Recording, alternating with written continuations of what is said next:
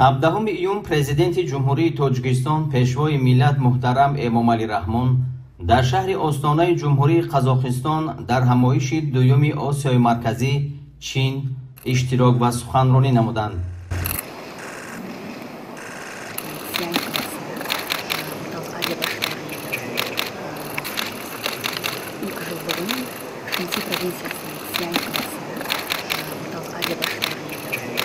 پرزیدنت کشور ما محترم امامعلی رحمان تاکید داشتند که تحکیم منبعد مکالمه سیاسی در چهارچوب همایش امروزه میتواند در رسیدن به تمام هدفهای سازنده ما در سطح منطقوی و جهانی نقش مؤثر گذارد. تاکید گردید که همکاری اقتصادی بی‌شبهه یکی از عنصرهای اساسی رابطه‌های سودبخش میباشد.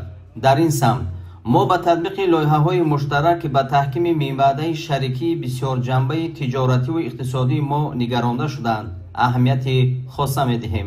اظهار داشتند پرزیدنت کشور ما محترم امامعلی رحمان بخش‌های انرژتیک از جمله رشد انرژتیک سبز، صنعت، کارکرد مینرال‌های مهم، نقلیات، وسیع کردن دالان‌های ترانزیتی و نقلیاتی و حمل و نقل بار، همچنین رشد کشاورزی از سمت‌های مهم همکاری کشورها نامیده شد. در برابر این محترم امامعلی رحمان توجه سران دولت‌های اشتراکدار همایش را به مسئله رشد پیوست رقمی کنانی از قبیل جاری نمودن مدل‌های اینوواسیونی تجارت از جمله تجارت الکترونی همچون عامل تأثیربخش روابط تجارتی و اقتصادی جلب نمودند. پرزیدنت کشور ما محترم امامعلی رحمان دورنماهایی را که به شرافت رشد تکنولوژی‌های رقمی و جاری نمودن ذهن صنعی برای اقتصادیات کشورهای ما گشوده می‌شوند مهم ارزیابی نمودند. وابسته به این محترم امامعلی رحمان از پیشنهاد تشبث تاجیکستان در ماه سپتامبر سال 2024 درباره قبول قطعنامه مخصوصی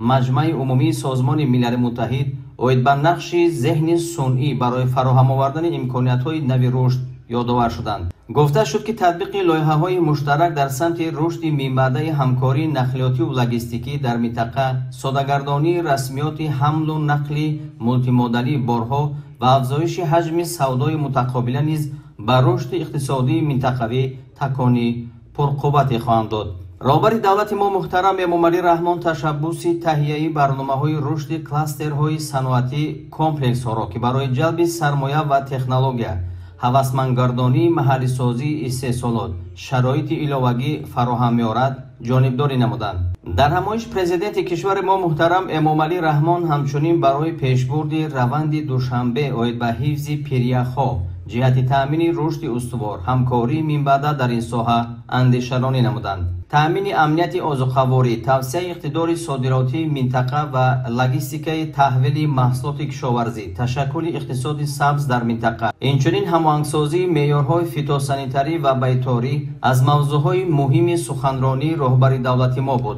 محترم امامعلی رحمان همچنین مسائل تحکیم همکاری سودمند را در ساحه‌های فرهنگی و گومانیتری از جمله علم و معارف، بلندبرداشتن نقش جوانان در جامعه، سیاحی و دیگر سمت‌های افضلیت‌ناک را ضرور ارزیابی نمودند. تحکیم صلح و ثبات پایدار و زندگی آسایشته در منطقه و اطراف آن را سرور دولت محترم امامعلی رحمان یکی از هدف‌های اساسی همکاری بسیار جانبه نامیدند. سرور دولت ما محترم امامعلی رحمان ابراز داشتند که ما جانبدار تحکیم منبعد همکاری در این سمت‌ها با مقصد به دست آوردن شرایط معتدل و پیشگویی شونده بیرونه در اطراف کشورهایمان به خاطر نیکواحوالی نسل‌های حاضره و آینده هستیم. در فراورد سخن پرزیدنت کشور ما محترم امامعلی رحمان اظهار باوری نمودند که نتیجه‌های چاره‌بینی امروزه با موفقیت و پرثمر خواهد بود.